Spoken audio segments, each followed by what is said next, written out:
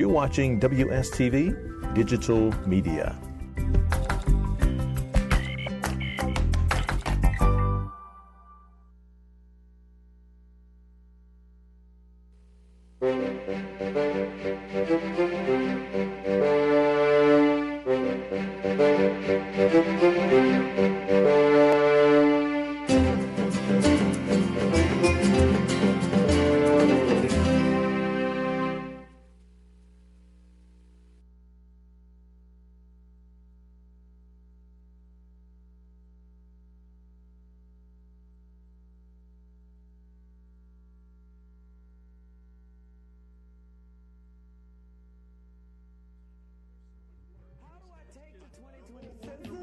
In March 2020. Good afternoon. I'd like to call the meeting to order. I'd like to welcome everyone to the February 13th, 2020 meeting of the City County Planning Board. Would you please stand and join us in the Pledge of Allegiance?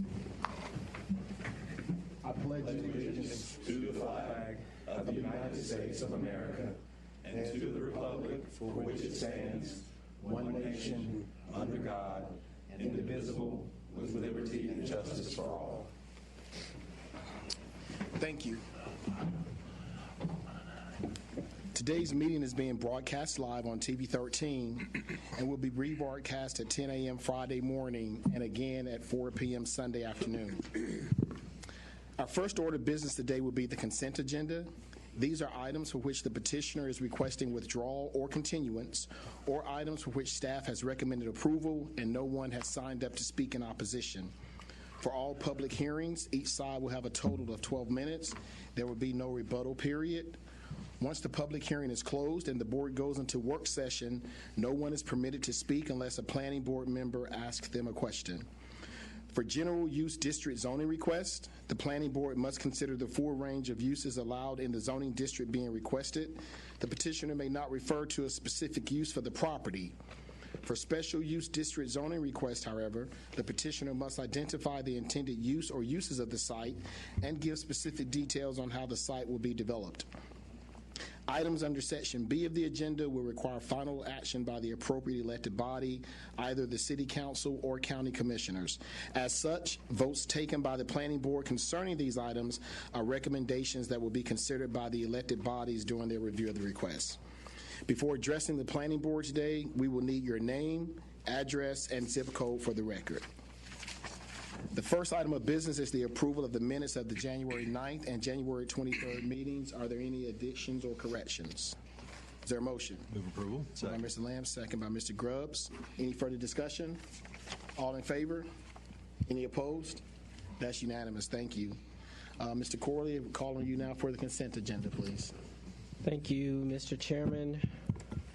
Before I get started on the consent agenda, I just want to remind the board that you need to make two motions for each case. First motion is for plan consistency, and the second motion is your recommendation to the elected body. With that, the first item on the consent agenda is B1, case W3428, which was continued from January. This is a request to rezone 0.19 acre from RS9 to NBL on the east side of Stockton Street, south of East Limley Street. This is a photo of the subject property on the left side of the slide. You can see that it was formerly a sign shop. It lost its non-conforming status, and they're requesting non-residential rezoning to be able to go in and put some commercial uses there. Now, the conditions that have been proposed or that you've seen in the staff report today are that the property will revert if the rezoning is approved. If the rezoning is approved, the zoning for the property will revert to RS9 if the existing building is damaged beyond repair or removed. The petitioner has agreed or volunteered to restrict the hours of operation between 6 a.m. and 10 p.m. And then what I've highlighted here in yellow is a change to the conditions that you may have seen last month before it got continued. Services A was one of the uses that was requested after a meeting with the council member and the neighbors. A further reduction of uses was a further reduction in uses was requested. That is reflected in the staff report. Further, Services A would be limited to only barber or beauty shop.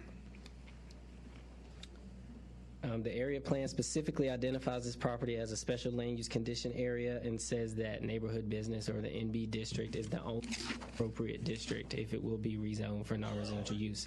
So staff recommends approval.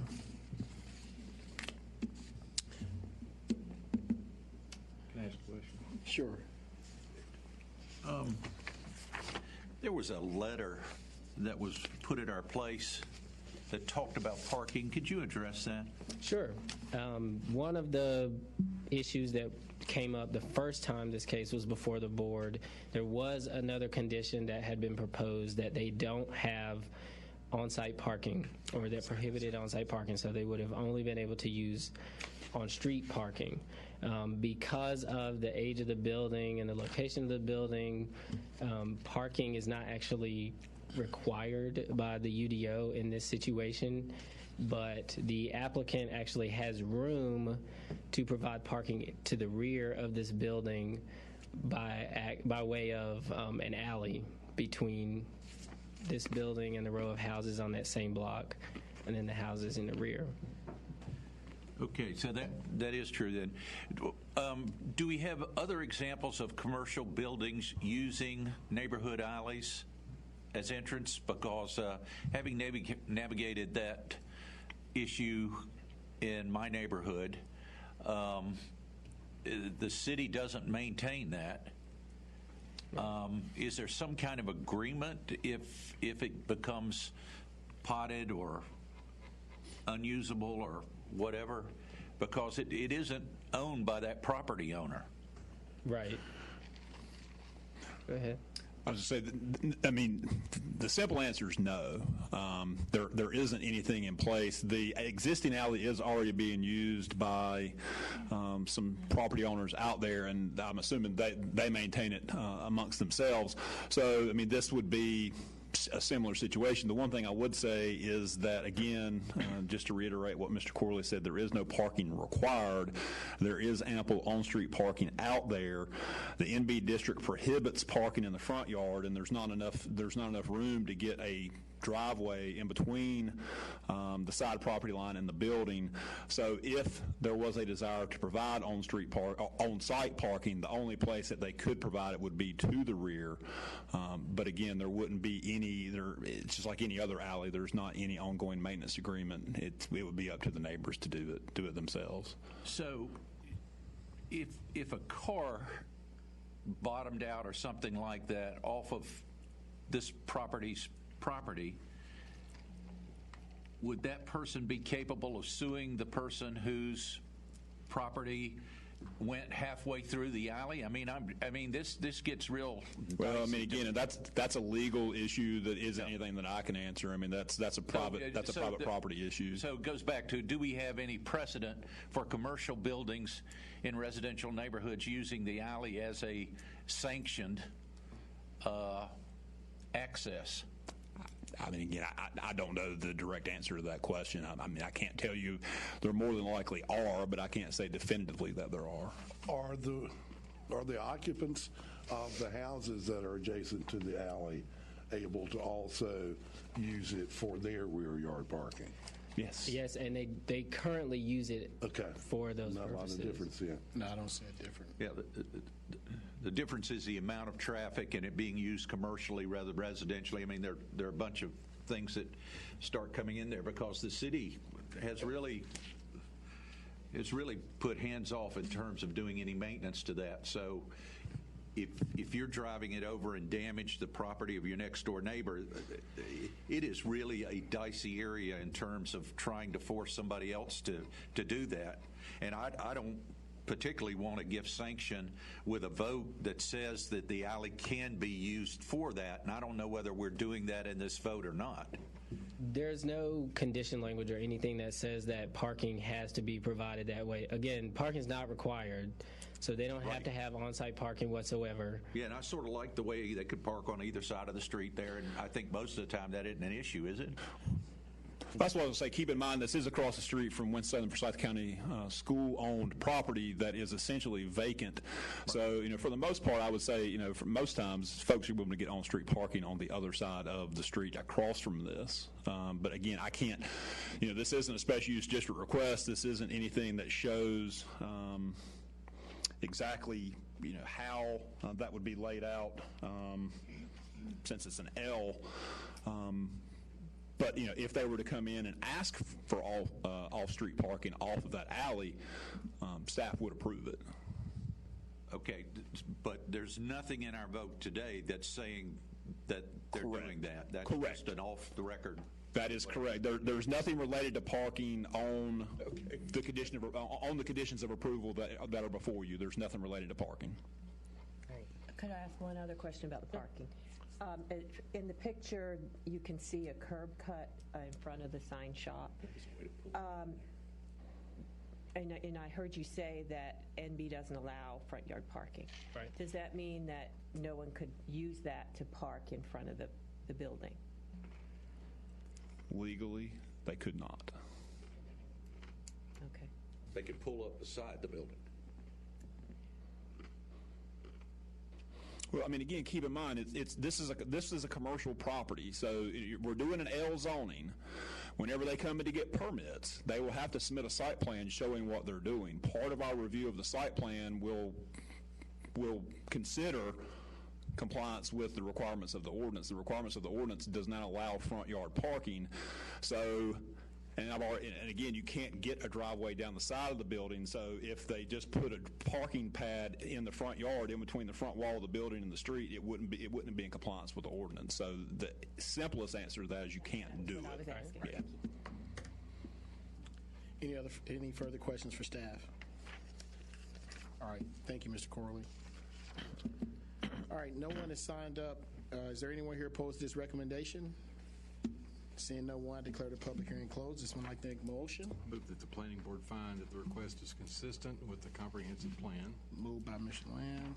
Second by Mr. Grubbs. All those in favor?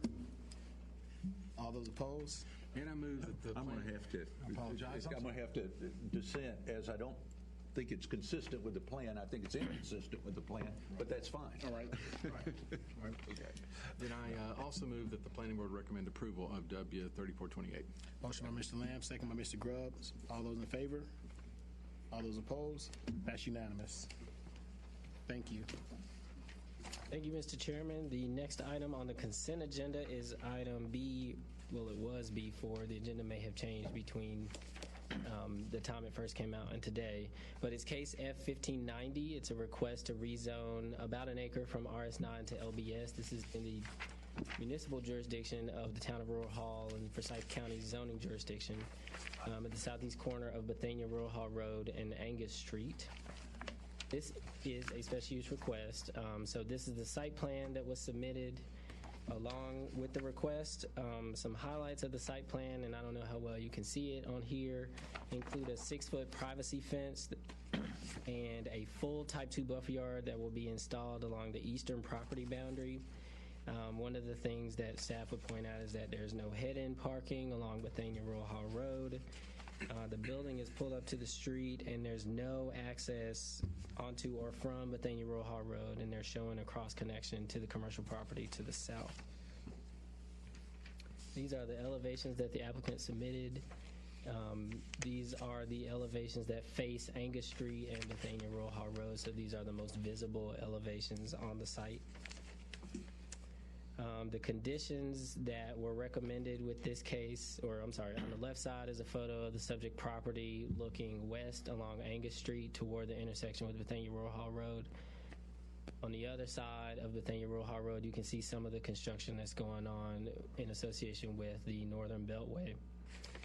Some of the conditions that were recommended were the 6-foot privacy fence that's shown on the site plan. The petitioner would not get any credit for any planning reduction along that property boundary, so they would install the 6-foot fence and the full buffer yard that's required rather than getting a credit for evergreen plantings. And then there's another condition that prohibits freestanding signage, and their attached signage can only be illuminated externally. This is consistent with the Rural Hall area plan. It is supported by the town of Rural Hall, and it's located in an activity center with proposed access to adjacent properties within the same activity center. Staff recommends approval. Are there any questions for staff? Could you show on the map where those fences are? Sure. The proposed fence or the required fence, if you approve it with conditions, would be along the eastern property boundary right here. Okay, I'm not. Your mouth is over here. Am I missing it? Oh, I'm sorry. With our new technology? There it is. Oh, there we go. See it now? Okay. Okay, so the fence is along the eastern property boundary. Okay, the eastern right there. Yep. Okay. And it's a minimum of 6 foot tall. They would also install the full type 2 buffer yard rather than getting credit for evergreen plantings for having the fence. So it would be the fence and Now, the is that the buffer yard. fence between them and Walgreens? No, Walgreens is down here to the south. Oh, in the south. So that the eastern fence is the one behind them. Right, What and about on the northern side? that's Angus Street. Yeah, on Angus Street. There is not a fence proposed along the Angus Street frontage. And So that's a residential house all the way across on the other side of the street. Those are residential homes. Correct. Was any thought about that? We didn't make any recommendation that they provide a fence or any kind of screening aside from whatever landscaping that they propose on that side of the building. If you'll go to the elevation, that's what's facing Angus Street at the top. Again, it's not residential necessarily in character, but it's not necessarily out of character with residential either. They didn't turn their back. If they had turned their back to Angus Street, I think we would have been more concerned, because at that point you would have the can washes and somewhat nondescript building elevations. But with this front facing Angus Street, we felt like it would blend in well with the neighborhood, especially not having internally illuminated signs. You have some visibility issues if you put a fence there too, right next to the street, right? I mean, trying to come in and out of the parking lot.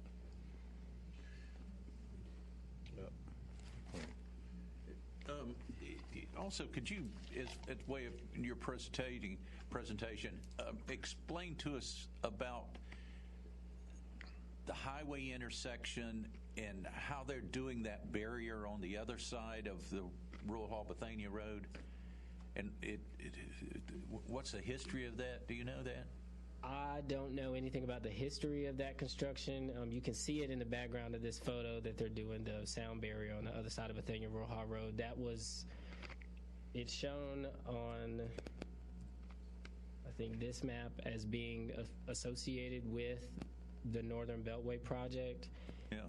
That's the extent of my knowledge as it pertains to that construction. I don't know how long that was in the works or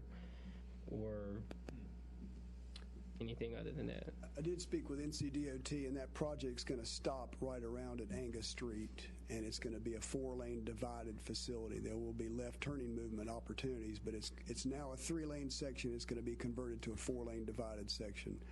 I don't believe there's going to be a noise wall put on the eastern side, because that's a commercial side, whereas the western side is a residential side. Where are they going to get the extra land from for the fourth lane? If you can look closely, there's already right-of-way in place. So if you can see right north of Angus Street, Bethania Rural Hall, there's a jog in the right-of-way of the line. So I think the right-of-way is already there. Okay. Yeah.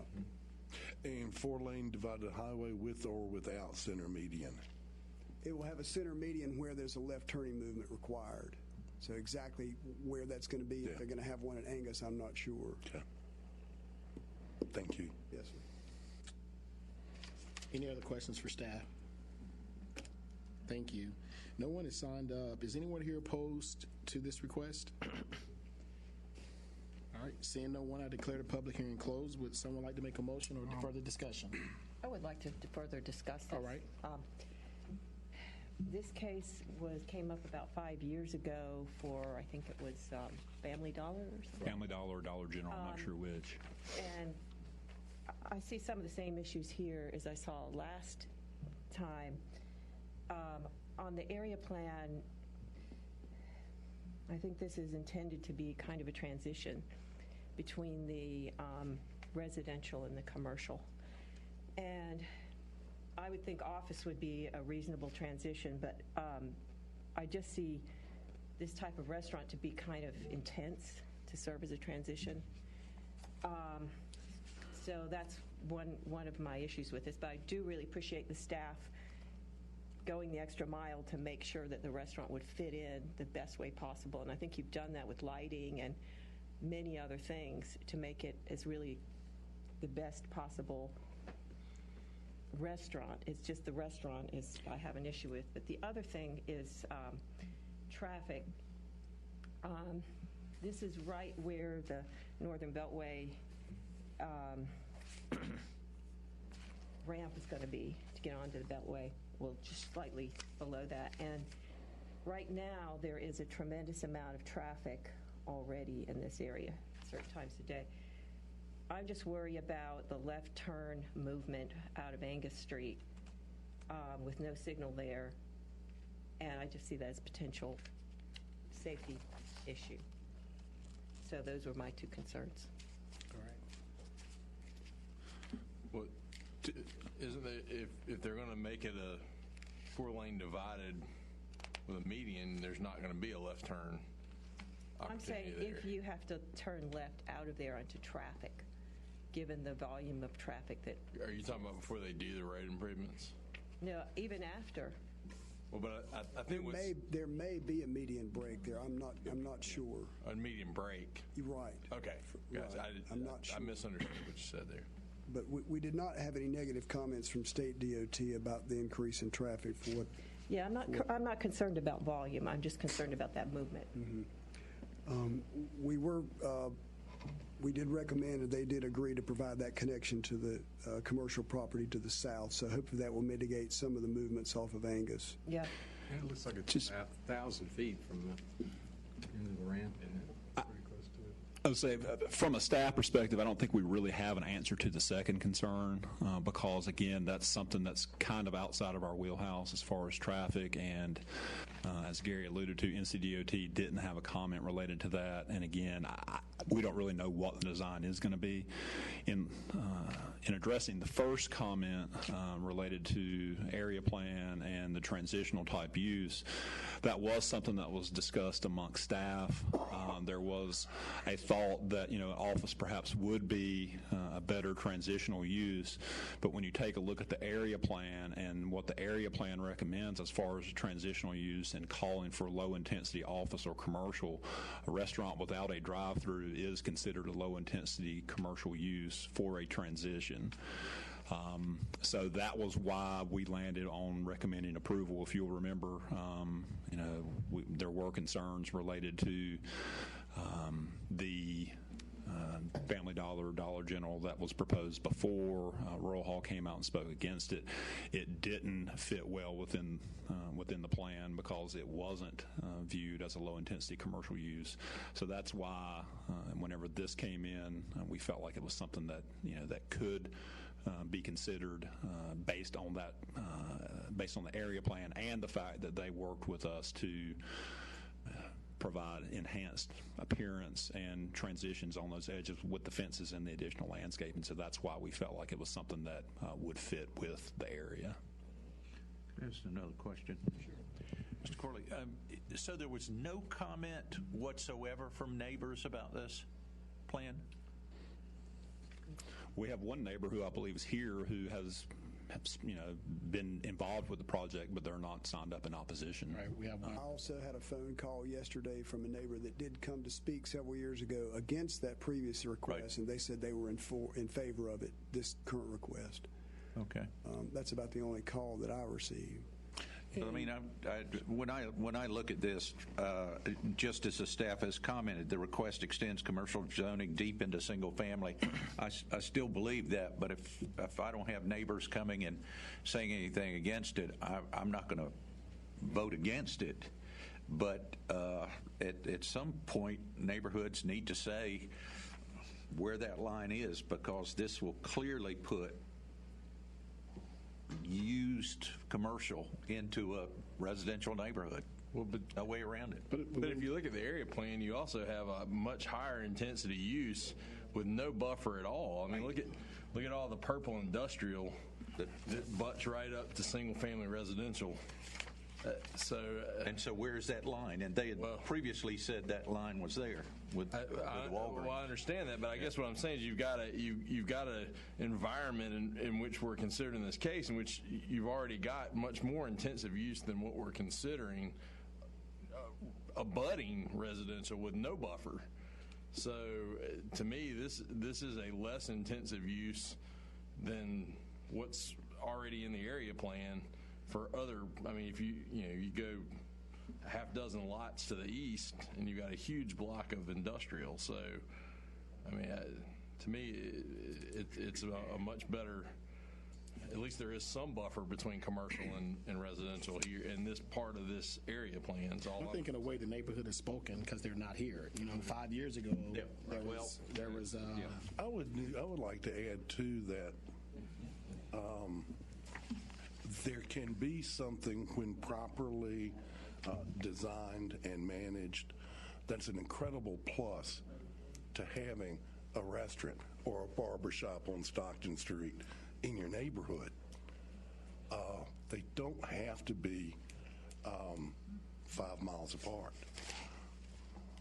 Just to add one more comment to what Mr. Grubbs was saying and Mr. Murphy regarding the area plan, we were very involved with citizens who lived not necessarily directly on the street during the area plan process, but folks who were concerned about the impending highway construction and how that transition would occur from the drugstore property to the south to the residential to the north here. And again, it's through those transitional uses, but specifically, as Mr. Murphy was talking about, through the scale of the building and how that use would be physically oriented on the street, buffering, lighting, all those different treatments. So again, that's why staff supported this as an appropriate transitional use. And again, hopefully there won't be any incentive to further spill down the commercial further down Bethania Rural Hall Road because we've done these transitional techniques. And we did also get support from the town of Rural Hall. And Mr. Brown, just to specifically answer your question, I mean, obviously there's nothing that would preclude someone from coming in and asking for it, nor would there be anything that would prevent an elected body from approving something if someone came in to ask for it. But from our standpoint, if you look at the area plan, it recommends this being a transitional low-intensity commercial or office use. The other properties along Angus Street and north on Bethania Rural Hall Road recommends remaining residential. So that would be our position, is that those would need to remain residential. Is the floor still open for comments in support or opposition? I've closed the public You've closed hearing. it. Thank you. Yes. I move that the planning board find that the request is consistent with the comprehensive plan. Second. Motion by Mr. Lamb, second by Mr. Grubbs. All those in favor? All those opposed? And I further move that the planning board recommend approval of F1590. Thank you. That's motion by Mr. Lamb. Second. Second by Mr. Grubbs. All those in favor? All those opposed? I'll abstain. 1 opposed, 1 abstention. Thank you, Mr. Corley. Thank you, Mr. Chairman. The last item on the consent agenda today is B5, or formerly B5. It's case F1591, which is a request to rezone a little more than 66 acres from AG to RS40S. This is on the west side of Coldwater Road, north of Reedsville Road. And just to speak a little bit from the photo on this slide, you can see that surrounding zoning is compatible. It's mostly AG and RS40 or RS40S zoning in the immediate vicinity. This is the site plan that was submitted with this rezoning request. It's essentially a conventional subdivision that's going through the special use zoning process. Site plan meets all the requirements of the UDO clear code. The actual development straddles the county boundary. So on the left side of this dash line is Forsyth County, that's in our jurisdiction, and then on the right side is in Guilford County. The bulk of it is within Forsyth County's jurisdiction, but they will need to obtain Guilford County approvals prior to development. This is a photo. The subject property is on the left. This is looking north on Coldwater Road. Staff recommends approval of this request. Are there any questions for staff? All right, no one has signed up. Is anyone here opposed to this recommendation? Seeing no one, I declare the public hearing closed. Is there a motion or further discussion? I move the planning board find that the request is consistent with the comprehensive plan. Motion by Mr. Lamb. Is there a second? Second. Second by Mr. Hicks. All those in favor? All those opposed? That's unanimous. And I further move that the planning board recommend approval of F1591. Motion by Mr. Lamb. Is there a second? Second. Second by Mr. Grubbs. All those in favor? All those opposed? That's unanimous. Thank you, Thank you, Mr. Mr. Chairman. Corley. The next item is not on the consent agenda. It's public. We have to have a public hearing for it. It is a proposed text amendment to the UDO Clear Code that we discussed with you all at the January work session. And Gary is going to come and talk to you all about that. For those who were here for the previous cases, they have been approved. So if you'd like to continue to listen to us, you can stay, or if you'd like to go, you're free to go. Thank you for coming. Thank you.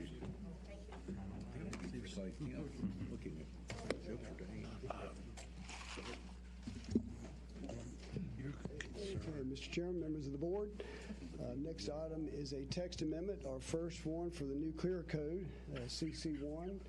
And this is a staff-initiated text amendment designed to improve the quality and specifically location and design of active open space areas within planned residential developments. A little bit of background, briefly, the distinction between PRDs, planned residential developments, and conventional subdivisions are these are a tool. They're not a requirement, but they're an opportunity, an option to develop land in a manner where you conserve the infrastructure and lotting patterns. Smaller lots are allowed in exchange for common open space. So this really is not changing the percentage of open space that's currently required in the different districts. For example, RS9 requires for a PRD 15% open space. It's not changing the percentage of open space, just the details of the active open space, and I'll go into a little bit more detail on that. Also, previous amendments, some of you may remember in 2008, we did a more comprehensive text amendment in regard to PRDs, and specifically that's when we fleshed out the three different types of open space. For subdivisions that front on a major or minor thoroughfare, you have to do thoroughfare open space about 50 feet wide along the main road to kind of separate that from the larger lots that may be in the context around it. Passive open space, which can be stormwater areas, steep slopes, including your 30-foot perimeter buffer, and then active open space, which is designed to be visible, accessible, and really a usable, like a neighborhood park that's kind of a promotional amenity really within the neighborhood. So the necessity for the current amendment, we've noticed in some of the subdivisions, PRDs that have taken place since then, that really the intent of the ordinance is not really being met in regard to the active open space component. We're ending up with some areas that are not really visible. They're mostly behind homes, not accessible, not flat, and not really usable for the neighbors of the development. So this is really targeted surgically for the active open space element to make it more usable. In summary, active open space areas, again, the desire is to make them visible, accessible, and functional, primarily not located behind the homes. Specifically, you've got to have at least 50 feet of road frontage, not just a 10 or 15 or 20-foot wide trail, if you would, that goes back to them, but they've got to be really fronting on the street with at least 50 feet. Also located no more than an eighth of a mile, 660 feet, from at least 90% of the lots. So sometimes we were getting active open space areas that were really a far distance, not centrally located, and the ordinance didn't really have any teeth to make them be centrally located and accessible to a larger population. So I'd like to turn it over to Desmond Corley. He can talk just a little bit more about how we're going to measure that 90% within an eighth of a mile. So if you all will recall from the work session, the original language of this proposed text amendment said that the 90% of the lots had to be within a quarter-mile walk of each active open space area utilizing sidewalks. And I think I mentioned to you at that meeting that there was some discussion about that when we met with the developers forum about how we would measure that, what it would look like. After that meeting and after we sat down with you all at the work session, I went and tried to measure 1,320 feet on each site plan utilizing straight lines and sidewalks, and it quickly became a mess. So one of the suggestions from the developers was to use a radius. So on this slide, you can see the green circle is a quarter-mile radius. This is a PRD that was recently approved that has, a number of active open spaces, but only one of them would meet the proposed standards with this text amendment. And the green circle covers the entire PRD. We didn't think that was adequate. We didn't think that would address the concerns that we were trying to address through this text amendment. So I decided to see what it would look like if we used a half of that radius, an eighth of a mile radius, which is 660 feet, and that is more what we are trying to, it looks more like what we're trying to get to with the improved quality of the active open space and PRDs. So again, the purple circle is what would be in the text of the ordinance if it gets approved. 90% of the lots in a PRD have to be within an eighth mile of each active open space area, or of an active open space area. And 90% of the homes within this development, they are within the purple of this? No, in this case, they wouldn't meet it with the 660 feet. They would need to have another active open space that meets our requirements. But as PRD. But what I was going to say, there is an area up close to the entrance of this particular project that if they would tweak their lot layout a little bit and add some enhanced features there, you could plop another circle right close to the entrance off of Everett Road, and you would essentially have overlapping eighth of a mile radius or radii that would then make this project in full conformance with what's proposed. I'm not sure if Gary has on his slide or not, but I will just reiterate that we did reach out to the development community, the Neighborhood Alliance on this, on the original draft, and met with them and discussed it. We also sent out the revised draft with the change from the quarter mile to the eighth of a mile, and from the development community, we didn't hear any issues with it. I believe that the official communication back from the Neighborhood Alliance is that they had not had a chance to fully discuss it and vet it at this point, but I don't know what their position is going to be, but they are not in opposition to it at this point. I can say that. I'm not sure if either Mr. Bryan or Ms. Dunnigan would want to weigh in any further on that if they've had any communications that I'm not aware of, but I just wanted to make sure that was reiterated. We did talk about it at the work session, but I did want everyone to know that this has been vetted through the development community as well. So with that, I'll turn it back over to Gary and Desmond. Thank you, Chris. So in summary, again, the goal is to not have primary, let me advance. There we go. All right.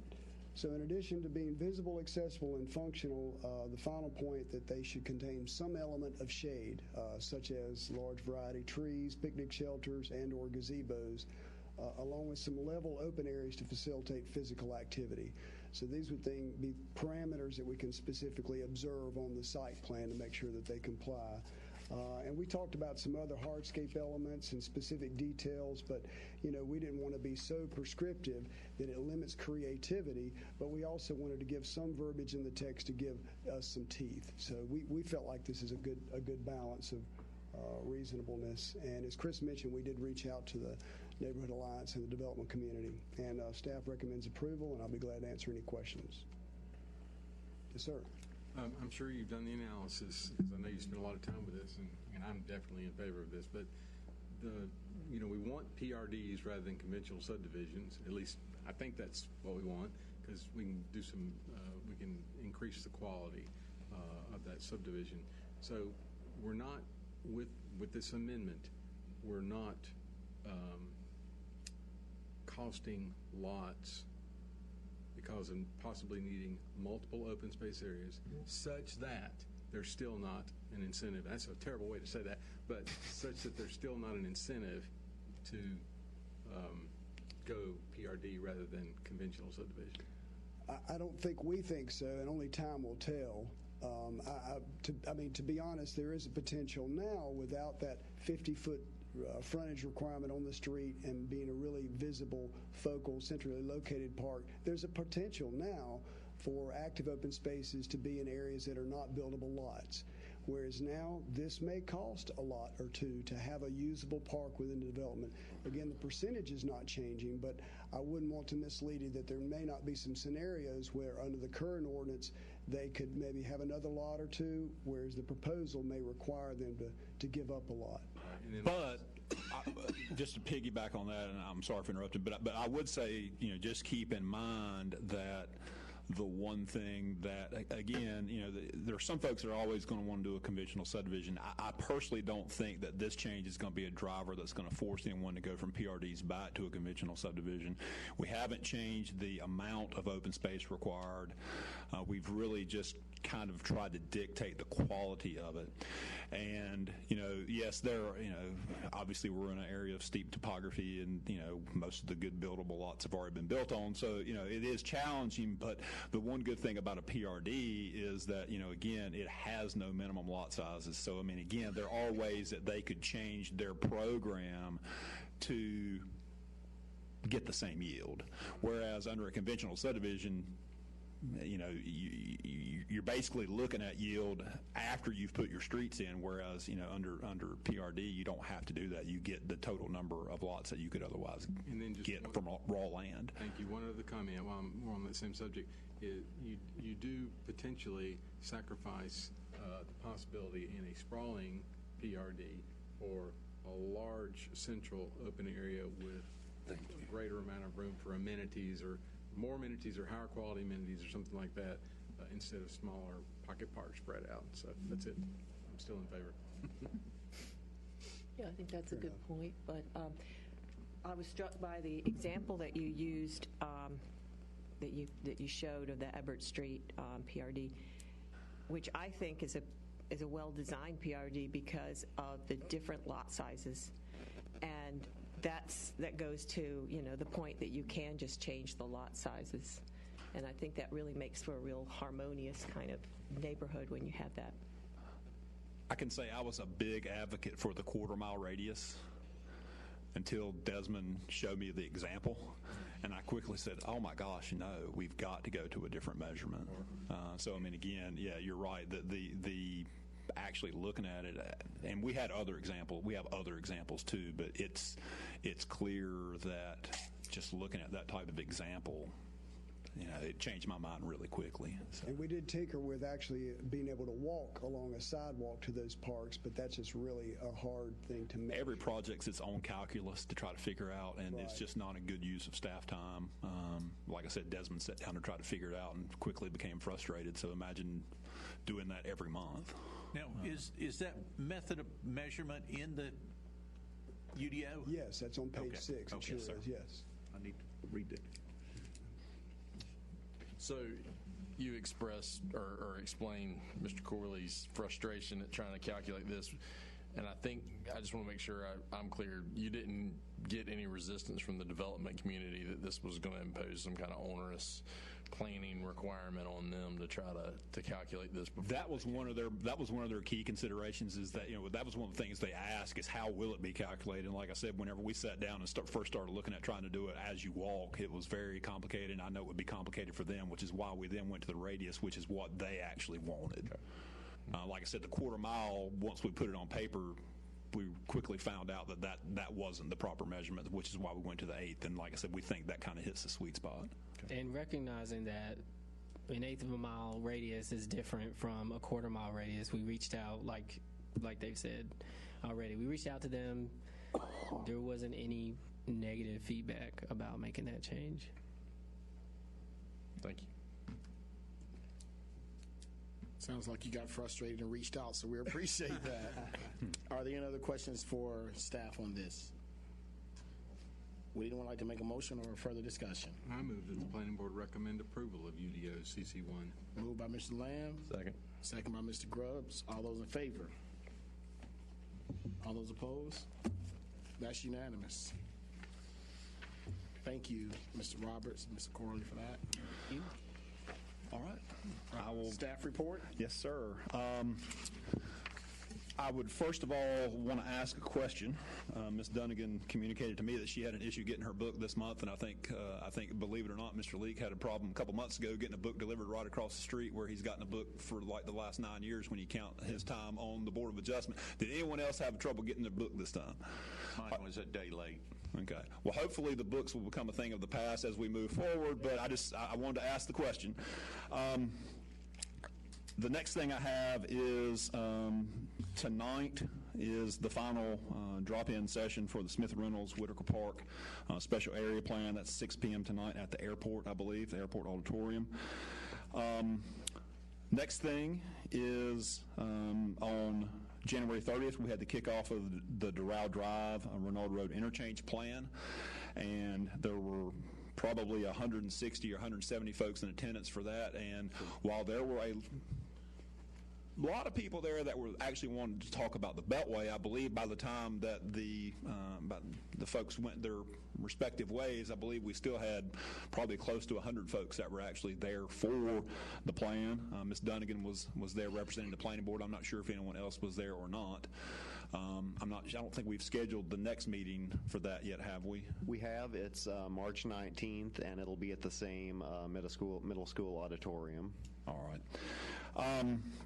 With that, I'm going to turn it over to Desmond, who will give us an update on March cases. Right now, or this is it actually, there are 6 cases that will be before you next month. 5 of them are special use site plans. One of them is a zoning conversion for a property that was recently annexed into the city. All right. So busy next month, which is good, and I believe we have site visits next week.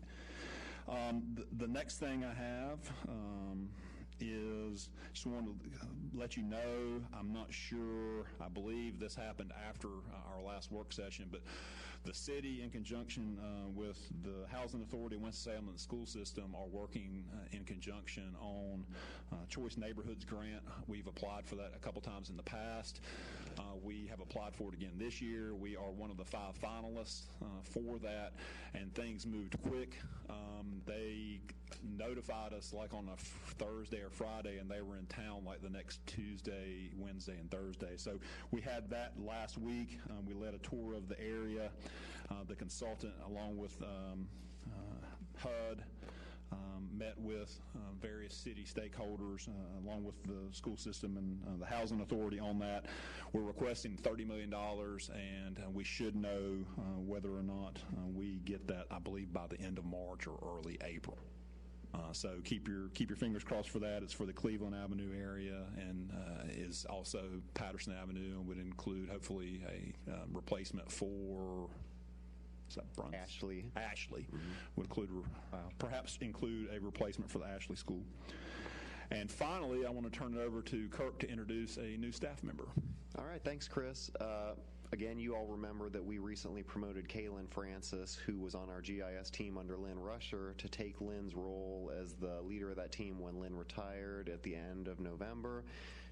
We had a fairly exhaustive interview and assessment process, and I'm proud to announce that Carly Everhart, who's sitting behind me, is our new GIS planner. Carly previously came to us from the town of Indian Trail in the Charlotte area, and has a bachelor's in geography, and this is an interesting one, archaeology, from UNC Greensboro. So we'll find some other things Carly can do in the department besides GIS, maybe something related to historic preservation. Carly also has a master's in geography and planning from Appalachian State, and has already made a positive contribution to the department. And Carly, do you have any remarks you want to make at this point to the board? Just thank you for having me. I'm excited to be here. Great. Welcome, Carly. Thanks. Mr. Chairman, that's all I have. Anything else for the good of the order? A motion to adjourn. Motion to adjourn.